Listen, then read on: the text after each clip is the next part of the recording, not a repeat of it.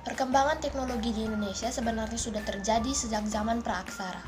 Bukti paling tua bisa kita lihat dari adanya lukisan gua berumur 44.000 tahun di daerah Sulawesi. Kemudian ketika masuk era kerajaan Hindu-Buddha, perkembangan teknologi terjadi berkat kebudayaan di India.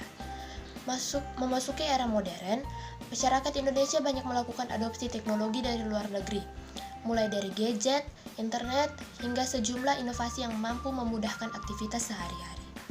Sejarah teknologi adalah sejarah yang berkaitan dengan alat dan teknologi atau teknik hasil penemuan manusia yang pada akhirnya dapat digunakan untuk memudahkan aktivitas manusia itu sendiri. Sejarah teknologi dimulai dari munculnya spesies manusia di muka bumi, jejak-jejak peralatan dan teknologi yang dimiliki manusia sejak awal peradabannya ditemukan. Kemudian direkonstruksi secara historis dan kemudian dianalisis kaitannya dengan perkembangan peradaban manusia. Sejarah teknologi manusia dimulai dari hal yang sederhana seperti pengembangan bahasa, pembuatan perkakas dari batu hingga yang sangat rumit seperti komputer kuantum. Karena teknologi merupakan suatu hal yang aplikatif, maka perkembangan teknologi sangat mempengaruhi perubahan aktivitas ekonomi, sosial, politik, dan budaya dari kehidupan manusia, sehingga sejarah teknologi dapat pula direkonstruksi berdasarkan perubahan-perubahan itu. Sejarah teknologi membahas perkembangan teknologi secara umum. Sains dan teknologi adalah suatu hal yang sangat luas. Untuk detail yang lebih akurat dari sejarah dan perkembangan dari suatu bidang sains atau teknologi, lebih tepat jika sejarah dari suatu bidang sains atau teknologi ditinjau satu persatu berdasarkan bidang yang dimaksud.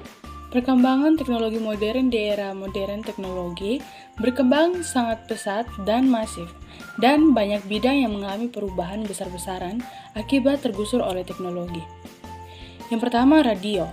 Radio adalah teknologi krusial yang menjadi sumber informasi sekaligus hiburan. Perkembangan radio di Indonesia tercatat sudah dimulai pada tahun 1920-an, ketika pemerintah kolonial Belanda membangun beberapa stasiun radio untuk keperluan internal. Tonggak sejarah teknologi radio di Indonesia terjadi pada tahun 1945, di mana pemerintah Indonesia berhasil membangun stasiun radio nasional pertama yang diberi nama RRI atau Radio Republik Indonesia. Selaras dengan perkembangan TIK di mana informasi telah menjadi aset yang sangat strategis bagi sebuah organisasi khususnya militer, di mana kebutuhan terhadap penguasaan teknologi informasi dan komunikasi menjadi suatu kebutuhan dan kewajiban bagi seorang anggota TNI. Ketidakadaan informasi akan dapat menyebabkan faktor penyebab kegagalan yang utama dalam bidang militer, sehingga kemampuan untuk menyediakan informasi yang akurat dan terpercaya merupakan faktor yang sangat menentu bagi kekuatan militer suatu bangsa. Dalam doktrin militer, informasi merupakan bagian integral dari komando dan kendali yang merupakan kunci pada setiap operasi militer.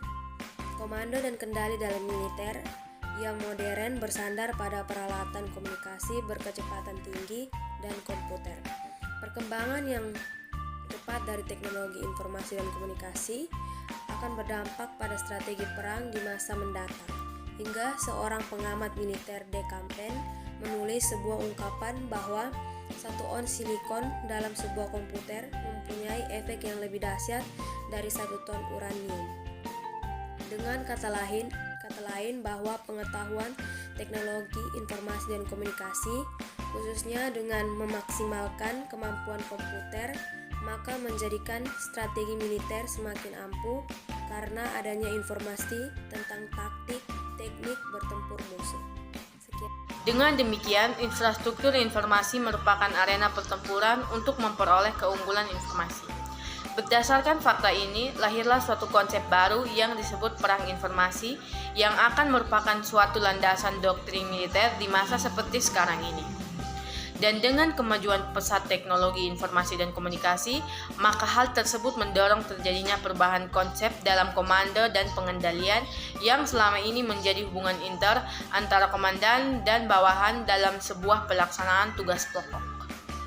Dalam suatu perang informasi, maka penggunaan teknologi informasi dan komunikasi dalam sebuah strategi militer akan sangat berpengaruh, berperan, dan sangat membantu keberhasilan sebuah operasi.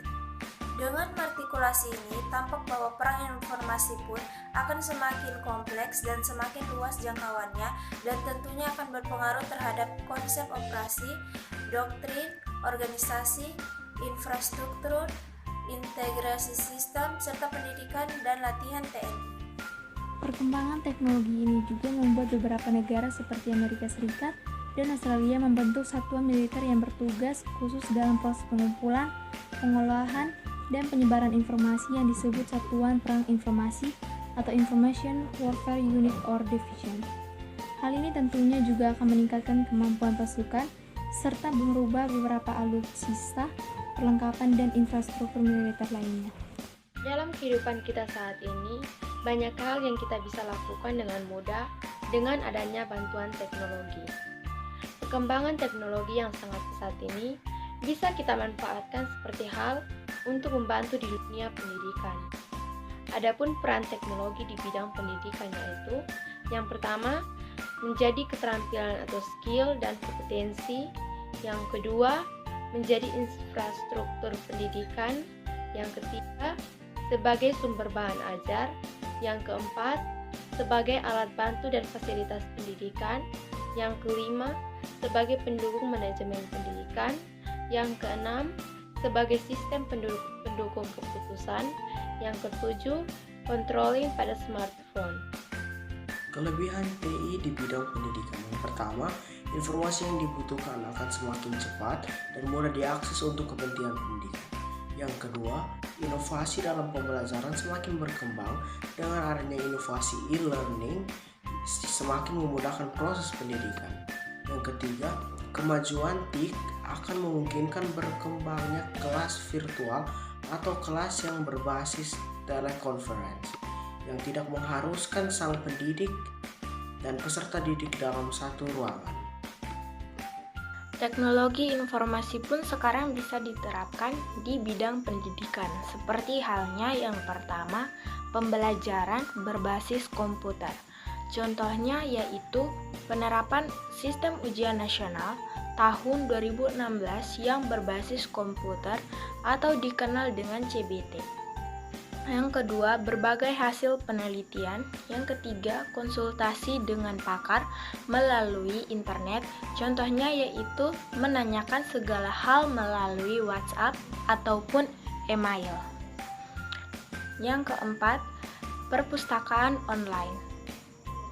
Dan selanjutnya, kekurangan teknologi informasi di bidang pendidikan, yaitu yang pertama, penggunaan internet memerlukan infrastruktur yang memadai. Yang kedua, penggunaan internet sangat mahal.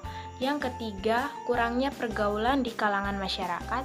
Dan yang keempat, beberapa mengalami masalah penataan ekonomi yang lemah.